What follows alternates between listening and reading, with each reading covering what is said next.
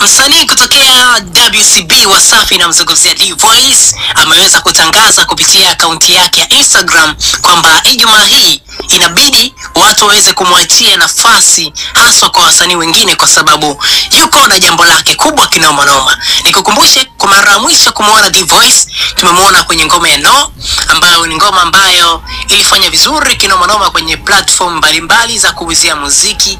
Ukifuatilia kule Boomplay au sio, utaona kabisa ni ngoma ambayo imesikilizwa kinoma noma. Sasa hivi mtu mzima D-Voice ameamua bana kuvunja ukimya kwa kusema kwamba Ijumaa yupo na jambo lake. Lakini nikukumbusha kwamba za ndani kabisa kutoka katika miongoni mwa magroup ambayo yamekuwa kimilikiwa na D-Voice, magroup ambayo yamekuwa yamesupport kazi za D-Voice, nazungumzia group la London Gang au sio. Kama utakuwa ni mfuatiliaji mzuri lazima utakuwa unalifahamu hilo group. Sasa kupitia miongoni mwa member kwenye hilo group aliweza kutoa taarifa kwamba D-Voice aliweza kusema kwamba muda si mrefu anaweza akaachia albamu yake. Sasa sijajua albamu ya sasa hivi itakuwa ni aina gani kwa sababu kama vile ambavyo tuliitazama albamu ya kwanza kutokea kwa D-Voice ilikuwa kali kinoma noma.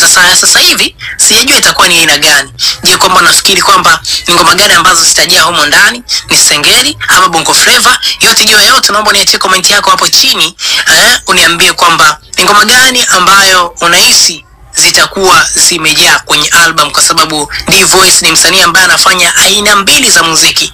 Tukizungumzia bongo flavor pamoja na singeli, miongoni mwa vijana ambao wana uandishi mzuri kinoma noma. So ni kwamba Ijumaa tutegemee kuona makubwa sana kutoka kwa D-Voice.